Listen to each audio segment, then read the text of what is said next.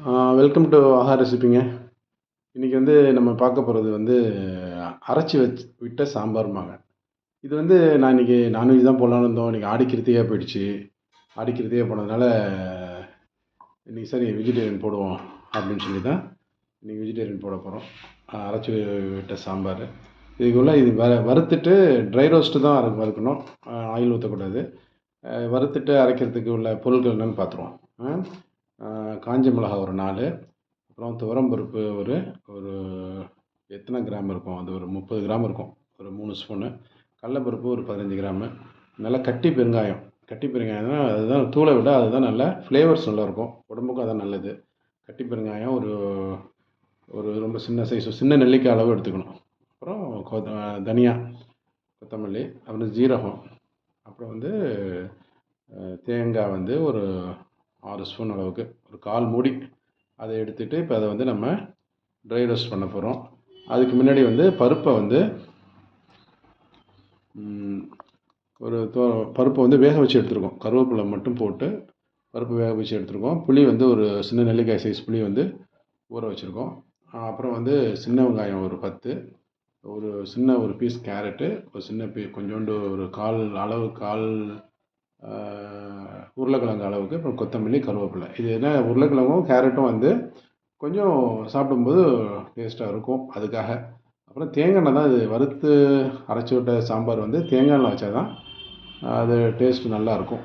So அது தேங்காய் எண்ணெய் ஒரு 2 ஸ்பூன். ஓகே, இப்போ நம்ம அதை இன்க்ரீடியன்ட்லாம் வறுக்கிறதுக்கு எடுத்துகிட்டு போவோம்.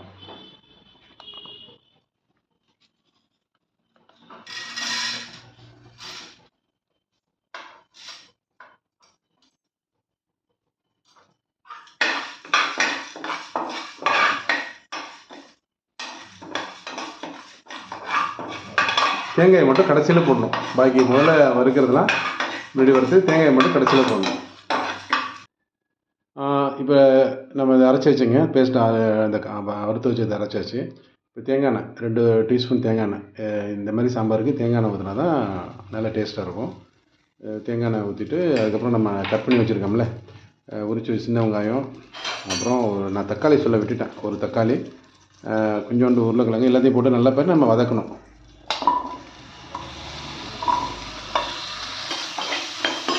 நல்லா வதக்கிக்கணும். ஓரளவுக்கு வதக்கிட்டு இப்போ அடுத்தது நம்ம இந்த அரைச்சி வச்சுருக்கிற பேஸ்ட் இருக்குல்ல, இந்த அரைச்சி வச்சுருக்கிற பேஸ்ட்டு, அப்புறம் ஏற்கனவே வேக வச்சுருக்கிற பருப்பு, உப்பு போட்டு ப்ரெஷர் பேனில் ஒரே ஒரு சவுண்டு, அவ்வளோதான். புளித்தண்ணி எல்லாம் சேர்த்து ஒரு சவுண்டு. இப்போ எல்லாம் ஊற்றி ஒரு சவுண்டு, கொஞ்சம் மஞ்சத்தூள் போட்டுக்கணும், புளி தண்ணி ஊற்றிக்கணும், அவ்வளோதான்.